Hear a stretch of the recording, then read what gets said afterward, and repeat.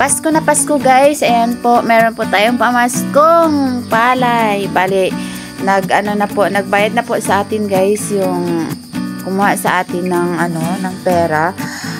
Butang para sa palay. Bali, 17 sacks lahat yung ating natanggap ngayong Pasko.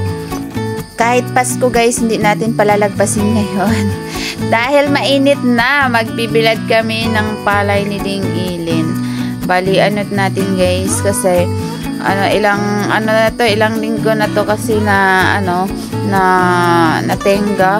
So ngayon lang talaga uminit ng bonggang-bongga.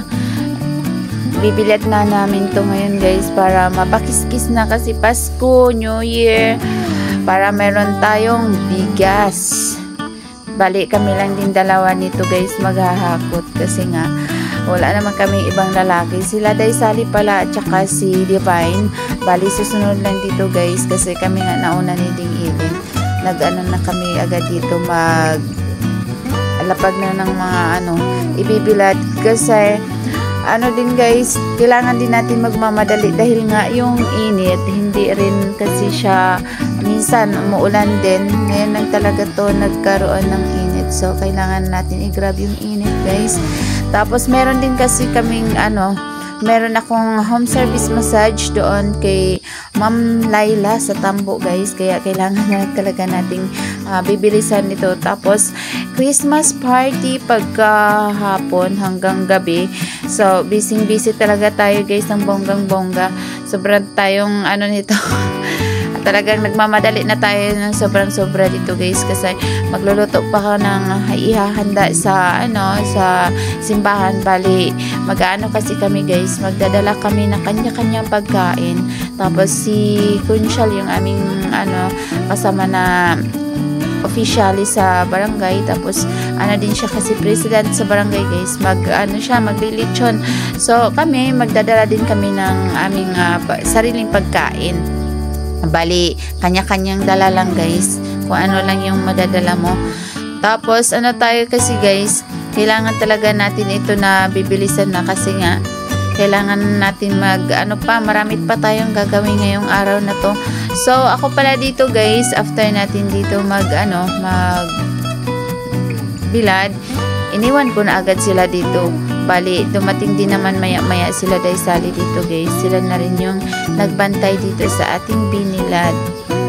Bonggang-bonggang pagbabantay. Kasi nga, baka biglang umulan. Sila na rin nagbantay dito ng whole day. Bali, pero din pala sila dito guys. Pumunta pa sila ng Ayungon. Nagbilad sila ba nakarating ng Ayungon. Bumili sila ng kabilya para gawa ng namin ng kalan. Tapos si kuya yung kasama nila. Tapos sila Daisali umuwi din ng bahay. Tapos doon sila nag-lunch. Ako, dumiretso na talaga ako dito guys. Home service massage na tayo dito. After dito sa paghalo kayo ng mga palay. Tapos namili na rin kami dito ng ng madadala sa simbahan. Tapos meron din kasing merong order yung kuya ko na kasaba cake. So yun din, pinunta natin dito kay Ma'am Laila, magmassage tayo. Tapos kukuha ng ating kasaba cake na 3 yung order niya. Kasama natin dito si Divine. Nandito din pala si Mickey kasi tulong siya kay Ma'am Laila maggawa ng mga kasaba cake. Ito po yung kanyang order. Maraming salamat Lan sa kasaba cake.